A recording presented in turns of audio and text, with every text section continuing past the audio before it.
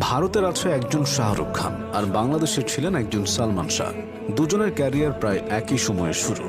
সালমান শাহ বেঁচে থাকলে হয়তো তিনিও আজ হয়ে উঠতেন শাহরুখের মাপের অভিনেতা, কারণ তখনই বলিউডে সালমান শাহকে নিয়ে চর্চা ছিল। তাকে নিয়ে খবর প্রকাশিত হয়েছিল দেশ ও বিদেশের বিখ্যাত নানা পত্রিকায়। বিবিসি এমনকি বিখ্যাত টাইম ম্যাগাজিনেও প্রকাশিত হয়েছিল তার মৃত্যু সংবাদ। 23 সেপ্টেম্বর 1996 সালে প্রকাশিত টাইম ম্যাগাজিনের প্রতিবেদনে বলা হয়, সালমান শাহ ছিলেন বাংলা চলচ্চিত্রের সেরা তারকা, আর এমনই এক উজ্জ্বল প্রতিভাকে হারাতে হয়েছে আমাদের। সালমান শাহকে হারানোর বেদনা যে কতটুকু তার ছোট্ট একটি উদাহরণ তারই এক ভক্ত। সাল 1996, নবম শ্রেণীর ছাত্রী লিপি রানী একটি চিরকুটে লিখেছিলেন, আমি আর বাঁচতে চাই না। সালমান শাহ যেভাবে এই পৃথিবী থেকে বিদায় নিয়েছে, আমিও সেভাবে বিদায় নিলাম। এই চিরকুটটি লিখে নিজেকে শেষ করেছিলেন তিনি।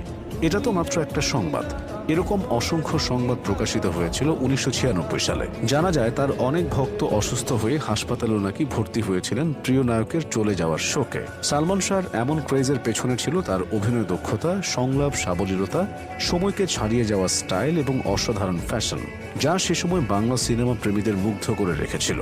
স্বল্প ক্যারিয়ার জীবনে মোট 27টি সিনেমা মুক্তি পেয়েছিল তার, যার মধ্যে দু একটা বাদে সবগুলোই সুপারহিট হয়। তাই স্বাভাবিকভাবেই তাকে নিয়ে শোরগোল পড়ে যায় চারিদিকে, এমনকি দেশের সীমানা পেরিয়ে ভারতেও পৌঁছে যায় তার নাম। সালমান শাহ 27টি সিনেমার মধ্যে 14টিতে জুটি বেঁধে অভিনয় করেছিলেন নায়িকা শাবনূরের সাথে। সে সময় এই জুটিও হয়ে ওঠে অন্যতম সেরা জুটি।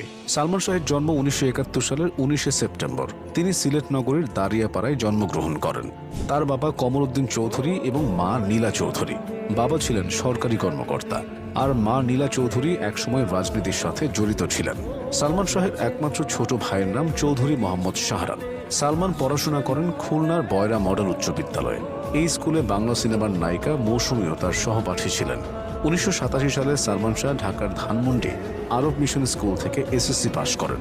পরে আদমজী ক্যান্টনমেন্ট কলেজ থেকে এইচএসসি ও Dhanmondi doctor Maleka science college থেকে বিকম পাশ করেন তিনি। সালমান শাহের অভিনয় জীবন শুরু হয় 1985 সালে বিটিভিতে। হানিফ সংকেতের কথার কথা নামক একটি ম্যাগাজিন অনুষ্ঠান হতো তখন। সে অনুষ্ঠানের একটি গানে আসক্ত এক তরুণের ভূমিকায় অভিনয় করেন তিনি। এরপর 1985 সালে বিটিভির আকাশ ছোঁয়া নাটকের মাধ্যমে তার অভিষেক হয় টিভি নাটকে। সব পাখি ঘরে ফিরে, সৈকতের সারস, নয়ন, স্বপ্নের পৃথিবী এমন বেশ কিছু নাটকে অভিনয় করেন তিনি। এমনকি তার নয়ন নাটকটি সে বছর শ্রেষ্ঠ একক নাটক হিসেবে বাদশাহ পুরস্কার লাভ করেছিল। এছাড়া তিনি 1990 সালে মইনুল আহসান সাবের রচিত উপন্যাস অবলম্বনে নির্মিত পাথর সময় ও 1994 সালে ইতিকথা ধারাবাহিক নাটকে অভিনয় করেন। এর মাঝে আবার বিজ্ঞাপন চিত্রেও